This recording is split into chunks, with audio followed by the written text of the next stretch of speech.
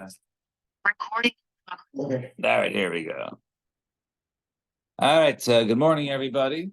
Today we start in Matthias. You are? Yeah, sure. All right,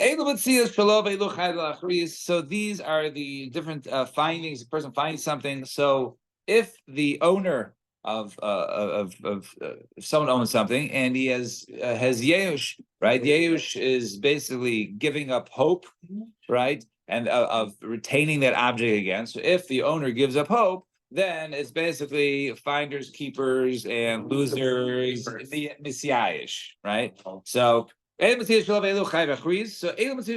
are the finders. In other words, it is assumed that the owner had Yeush. So matzah peras mefuzarim. One finds fruits that were scattered. We'll define what it means to be scattered. Mos mefuzaros, or money that was scattered. Or krichos bereshus harabim, or krichos. Right, those are different small sheaves. Right, that were that are out, and there's just harabim sheaves, umrim, like stalks. Small little stalks, right? Sheaves. The agule tvela. Speaking of bundles, right? Pressed fig cakes, kicharish nachtam, or baker's bread, right? Very common. Right? All these things are things that are not unique, do not have simanim, and therefore one finds them. The owner is assumed to be messiahish. Machruza shadaging, or a string of, let's say, a fish, or cuts of meat. Or you have like raw wool that's taken from that has not been processed yet. Also, once again, it's difficult to identify Maritzi Pishtin. Also, flax, that the raw materials, and threads of argaman, of what's it called? Of what's the material? Like a purple, whatever, lavender type of expensive cloth. But once again, they're raw without any sort of simanim, any way to identify it. These, according to Meir, these belong to the finder. However, Rabbi Yehuda, Meir, Kol Sheish Bashinui, anything that is different than Chayiv Lahachris, one must go ahead and announce. Ketzad, how so? Give an example. So matzah equal b'zeichel cheres, right? Very nice. If you find a fig cake. I'm sorry. So we have to see what Rabbi Yehuda adds to the how he differs, right? Right. Very good. So he says anything that has somebody have to do it. So matzah equal b'toichel keres, or kikar v'toichel mos, or one finds a fig cake, and inside it is a certain piece of pottery in there, or a loaf. Inside there is money. Right, you something to identify it. So those are identifiable objects. So speaking of Purim, any kliya puria, what is that? And as we like to see in the Rashi in the Mishnah, it says big Gemara mafarish. So in the Gemara we will define what this means, but those do not have to be announced. Zok the Gemara. Okay. Wow. That's nice. Beautiful. So you find scattered fruits of kama. So what does it mean scattered fruits? So I'm going to be, it's a kav bi'arba amos, right? So it's a kav amount, which is a certain amount, couple, it's an amount of volume, a couple quarts worth within a square of arba amos, right? By 4 by 4 amos. So if it's scattered around, so those are considered to be scattered. In other words, if it's more dense than a kav, right, then you would not be able to keep it, right? But if it's less dense or smaller areas, so we'll soon define what this is, but that's a kav arba amos. So what's the case? If it was that it fell out, then it was left there afila tuvanami. Even if it was more, but nevertheless it fell. There's no identifiable marks, and the person gave up. And if it was left there, afila b'tzir mehachi. Even if it was left there, then the person's coming back. If you place it down there, we're talking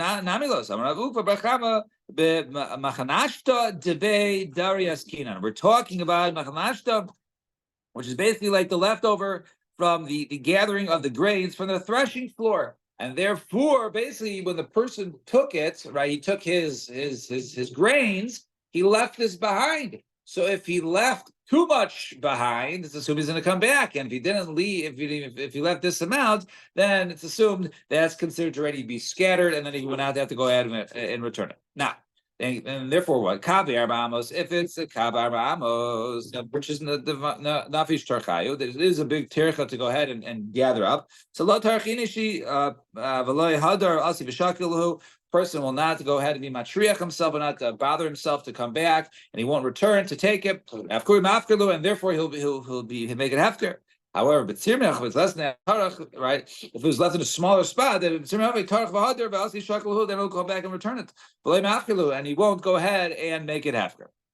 Now, boy Rabbi Yirmiyah, chatzi kav b'shtei amos. What about? So you said a full kav in 4x4. What about a half a kav in 4x2, right? Which is half the space, right? 4x4 is 16 square, right? So it can't be 2x2. It's 4x2, which is 8. 8 is half of 16. So you have half the volume in half the space. So mahu, what's the halacha there? Do we say kav aramas tamamai? What's the reason of there? Because to go ahead and gather on 16 square amos is a big tircha. Chatzi kav, however, chatzi kav shtei amos kevin lo nafish tirchayu lo mapiu, but a half a kav with only an 8 square amos, maybe it's not such a big tircha, therefore you wouldn't be mafkilu. Or maybe the reason is because it's not chashuv, right? And now, as a kav is not really chashuv, but chatzi kav shtei amos kevin lo chashivi mafkilu. Since it's only half a kav, maybe it's not chashuv, therefore it'll be mafkilu. And what about this opposite? Kabayim 2 kav b'shmona amos by 4x8, right? Double of 16. You have a 32 square amos, and you have 2 kav spread out 32 amos. So, what do we say in that case? So, kav amos tamamai. What's the reason they should do nafash terchayu? Because it's a big tircha to gather it amongst 16 square amos. V'kolshke, and certainly kabayim b'shmona amos. Certainly 32 square amos is a big tircha. So, kevin nafash terchayu tvei mafkir. Therefore, it'll be mafkir. Maybe the reason is 1 kav is not chashiv. However, kabayim shmona amos, but however 2 kav and shmona amos came the chashiv, since it is more expensive. He wouldn't be mafkir it. Next question: kav shumshimin. What about if it was a kav of not of what were we talking about before? I guess before, or apple, whatever. But we're talking about shumshimin, right? Sesame, much smaller. So a kav of shumshimin b'arba amos. What's the there? Do we say kabar amos tamamai? What's the reason? Because it's not a chashav. Shumshmin came in the chashivi loy mafkalu, and sesame, since it is more chashav, more expensive, so therefore he's not mafkalu. Or maybe in the case of your normal grains, it's a tircha to pick up in 16 square amos. The kolshgan certainly shumshmin, and certainly sesame, which is very small, came in the navish terchai, since it's even more of a tircha tvei mafkalu, you will be mafkarit. And finally, kav tamri. What about a kav of dates? Barba amos. So kav rimoni, or kav of pomegranates. Barba amos. What do we say there? Kav the amos normally tamamai. Mishum dechashid is not important. However, kav tamri barba amos kav de rimoni. Barba amos nami kevin chashidi mafkirlu. It's not so expensive, and therefore it'll be mafkirit. Or maybe normally the grains are hard to pick up. The kav tamri barba amos, but a kav worth of dates, or that of pomegranates, much larger items, easier to pick up. Since it's not a big tircha, therefore the owner would not have given up hope, would not have had yeush, and therefore it would not be hefker, would not be able to be picked up by the finder. What is the halacha there? Teku. So the Gemara leaves it as a teku. All right, bottom line, 2 dots. Itvar was said, was taught, turn the page, yeush shaloi midas. So here comes a question. Yesh shlomi das. Now, what is that? A guy lost something, but it's something which is not identifiable, but he doesn't realize it yet, right? He had a pen, very standard big pen, and he left it in a public area, so he doesn't realize it yet. So later on, he'll find out tonight. But let's say someone finds it during the day. So at that point, it's Yeush Shalomi Das. In other words, he didn't have Yeush yet because he doesn't know about it, but eventually he's going to find out about it and have Yeush. So can the finder who picks it up in the afternoon pick it up? If you hold Yeush Shalomi Das, have Yeush, then he could pick it up because it basically goes back like retroactively that he had Yeush from the moment that he lost the item without the simon. Or do we say that it is not considered to be Yeush, and therefore, since he doesn't realize it, only when he realizes it, and then at that point he has Yeush, then it becomes Hefker to be picked up. So Itvar, so Yesh Lamidas, Abai Omar Lo have Yesh. Abai says you can't, it's not considered to be Yesh, and therefore you can't go ahead and pick it up. The Rava Omar, Rava says, Havi Yesh. It is considered to be Yesh. Now, which case are we discussing? So, b'davar sheish b'siman, something with a sign you can go ahead and recognize. So, everyone agrees that even if he didn't realize it during the day, he realized it at night. It's not yesh. Why? Even though ultimately maybe he hears about it, and then weeks go by, then he finally gives up hope. So, even though eventually he's going to maybe give up hope of ever getting it back. Why?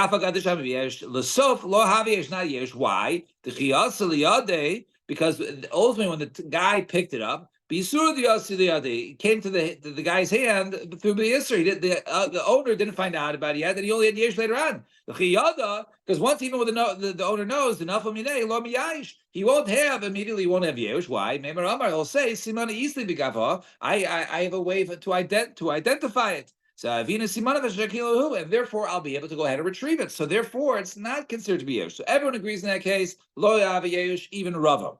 And in a case of bezuta shiyam, she loses a nahar. Or what about if the sea picks up or the river overflows and it takes something from one yard to the other? So afagav these face simon, even though it has a simon, rachmanu sharia, right? The Torah permits it, right? The beina lemeimar the come, right? As we'll say, as we say later on. In such a case, a person basically gives up hope; it gets swept away out at sea. So even though it has a simon, he gives up hope. Everyone holds it's Havi Yesh, even Abaye. So what's this machlokes between Rava and Abaye? So keep pligi b'davar she'ein bo simon. Regarding something that doesn't have a simon, right? The pen, the big pen. Abaye Yomer lo yavi Yesh, tahalo yadid rafa minei. Abaye says not Yesh because he doesn't realize that it fell from him yet. And Rava Amar Havi Yesh, delchi yade, because once he knows the nafa minei it fell from Yesh, he'll have Yesh. Memer Amar Siman alase. I don't have any Siman b'gava. Therefore mehashta hu Yesh. Therefore we say from now, from the moment he dropped it, is considered to be Yesh, and therefore he could pick it up. So now we will bring multiple. So, in other words, multiple proofs. Unless the owner had Yehush, you're not allowed to pick it up. Right. Right. So that would always be correct. But the question is, basically, does it go back and do you say Yehush Shalomi Das? Rava says that's Yehush, even though he didn't have Yehush yet, but he's going to have Yehush when he realizes it. So therefore, I can go ahead and keep it up and pick it up. Right. Otherwise, you have to say, well, does the owner realize it yet or not? Then it would be the how question. How do you know when he does? But nevertheless, we hold. So Rava says you can go ahead and Yesh Shlomi Das. Now, Tashma, let's start looking at the case for a Mishnah. I understand. So Paris Mufuzarin, so we're talking scatter fruit. The owner doesn't know it fell off. And therefore, how could you go? How is it Elam Metzias Shalom? How does it belong to him? It's Yesh Shlomi Das. So you see about for a Mishnah, Yesh Das like Rava, have a Yesh. So Rava, no, not a proof. Over here,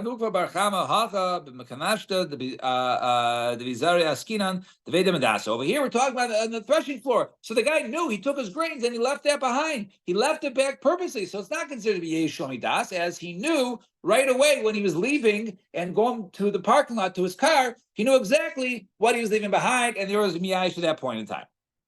He was or was not. He had Yesh. He didn't specifically live there. It was scattered, right? It was scattered there, and he saw it was there. He was not come back for another trip, right? You go back, you clean, you bring it to your car, you go back and clean. So the little bit that's left, he wasn't coming back for. So therefore, that's considered to be Yesh. That's Aveda Midasti. So Tashma, come and listen. Most Mufazars, well, scatter money. The finder can go ahead and keep it. Yamai, hello, Yada. The owner doesn't realize he dropped the coins yet. So my answer was again, Hasanamik Rabbi Yitzchak Amar Adam Asli L'Mashamish B'Kisa B'Chol Shah. Person's always checking his pocket, making sure his money is there. So when I'm sorry? Make sure his cell phone's in his pocket all the time. Cell phone's in his pocket, his wallet's in his pocket, his coins are in his pocket. So when he realizes it, within minutes that his coins are gone, so he gave up hope, and therefore he had Yesh. And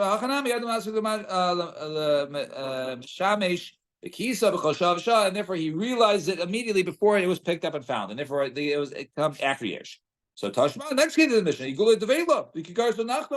we're up. The pressed fig cakes or the baker's loaves. Once again, the owner doesn't realize it. Isn't that a case of Yesh Shalomi Das? And we see that like Rava have a Yesh. The one says no. Hasanami Agav Diyakrim Yadi Yadi. Since they're larger and heavier, he realized it when it fell he didn't want to go back and pick it up. He was carrying too many. He didn't want to go back just for one. He said, forget about it. So therefore, that's considered to be Yeush Midas. So Tashama, what about the threads of Argaban? You can keep it. He doesn't know they fell from Yeush Shalom Midas. Once again, Hasanami. Once again, since they're expensive, he's constantly checking, make sure he has them. One of them fell out. He doesn't really care to go back for it. So therefore, it's considered to be Yeush Midas, and that's the reason why Elam Atzias Shalom. So Toshma, come on, listen. This person goes out and finds some coins in a shul or the base medish, a place of public. Or any place where the masses gather there. You can go ahead and keep it. Why? Because they had Yehush. But maybe the owner doesn't know that it fell from him. Some Rabbi Yitzchak, on that Rabbi Yitzchak says, a person is made to go ahead and check his pocket constantly. Therefore, he knows that they indeed fell out. So the show though, for nice people that I'll see if somebody lost it. And, I hear. Keep it. You haven't been. You haven't been to New York. Oh yeah, that's a good one. All right. Yeah, there's so many people that. Yeah. So Shomer Shabbos, you go to Shomer Shabbos, leave it there. You forget about it. All right. Yeah. Toshma, come listen. Maybe I call Adam Mutar to leket. So when is any person able to go ahead and take a leket? So leket, stuff that was dropped, and you can't go ahead and go back and pick it up. It's for the poor. But at some point, ultimately, the poor hasn't picked it up, and it's still out there. It's maybe hefker to everybody, not just the poor. So at what point is it mutter for leket? Once the mushos finish going through the field, right, then it becomes hefker for everyone. We say, mine the mushos. The mushos, by the way, Rabbi Yechon, Sabi Dalzi, Tigras, the elder poor people that go with their canes, so they're more meticulous. It's like the second wave of those gathering in the field. So once the second wave goes through, or the old team with their canes, then it's considered to be all the Anim have done everything. Any thing left behind can be picked up by anybody, not just Anim, but even Ashir. The poor people here have given up Yesh. But there's poor people in other towns. Those people have Yesh. How many came in the Ikanim? So those didn't have Yesh. So those people are poor people allowed to pick up. So they didn't have Yesh yet. They don't know about it. So isn't this case of Yesh Shlomi Das? And we see anyone can go ahead and pick it up. Somebody say no. Since there's poor people in this town, the people in the town next door from day one had Yehush that they were ever going to pick it up, because he said the local townsman, right, of Skokie is going to pick it up. So therefore, those of Lincolnwood aren't even going to think about going. They'll have Yehush from day one. And they'll say the poor people of that town, they're going to know how to pick it up first. So therefore, they're not even in the calculation of being miyayish or not. So Tashbaka, listen. So we're talking about leket. At what point leket is basically the poor people have given up on it, and if something is hefker, it's no longer leket; it's hefker. Anybody can pick it up, even an usher or the landowner.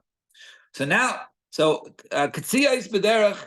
So let's say there are figs that were cut from a field, bederach, a field b'tzad sada. You see some figs were cut, and they're in the public way, even next to a field. So you know really where they came from. Or katsiyas, b'tzad sada katsiyas, or v'chein teino. So to a fig tree, hanayta l'derech, which is hanging over the public way. Umatzah te'edim tachta, and one who goes ahead and finds the figs underneath it. Mutaros mishum gazel. One can go ahead and pick them up. It's not if they fell in the public area. You can pick it up. It's not an issue of gazel. Upatura is being a meiser, and also that they're hefker, so therefore they're not chayiv meiser.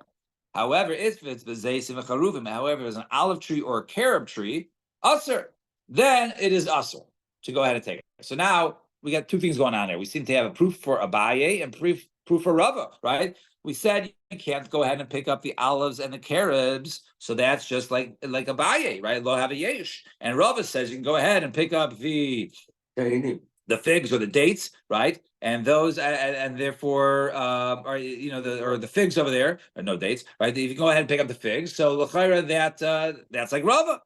So bish lama reisha by. I understand you can explain the ratio even according to Abaye. Abaye says normally you can't pick it up in that case. You can pick it up. Why lo kasha agad chashim. So therefore, since figs are chashiv, he's going to constantly know what figs fell or where they're there. So either cut figs in the road and the owner didn't take it back, so he knows about it and he's basically just giving up on them. He doesn't care, right? So the chashiv is so Teina Nami Yadi Yadi, the Nazra, he actually knows that they fell and doesn't care to go back on it. Therefore, that's like Yeush Midas. Ela Seifa, the Rava, according to Seifa the Rava, why are you not allowed to go ahead and take the olives and the carobs? It's a kasha. The Tani B'Seisim V'Charuvim Aser. It says they're Aser. Some Rabbi Avo Shtani Zayis. No. Olives are different. Chazusa Mucha Chalav. Since where they are, you can see where it came from. It came from this tree. This tree belongs to his house. So therefore, the owner doesn't have Yeush. Be'afagav the Nasri, and you know they're going to follow Zaysim. Yadi. There's the Uchta the Inshi Inishu. Everyone's going to know that since the place where it was found, where it came from. So the Gemara says, if that's the case, I feel Nami. Well, what the case of the figs? Why wouldn't the fig owner, right, know? People are going to realize it comes from my figs, and therefore they're not going to touch it. He doesn't give up Yeush.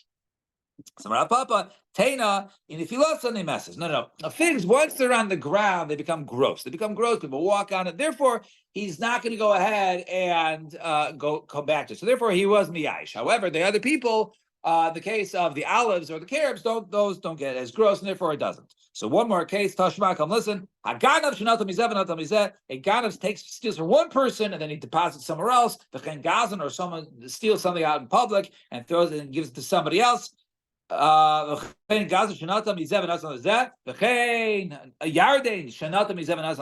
a river, let's say, swept from one property to another. Right? Basically, if it ends up in your yard, then the original owner had Yeush, and therefore you can go ahead and keep it.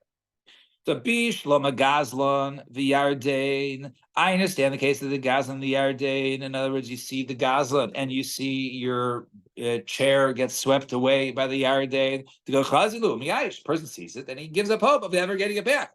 Elokana, but if guy gana mika chazile the miyayish. How does he know that is? Why is he miyayish? Right? It was stolen behind his back. He doesn't know. For 2 weeks. Right. So Papa, police Timazin. We're talking about armed robbers. So Yihaki, Hainu Gaza. That's a Gaza, it's not a Ganav.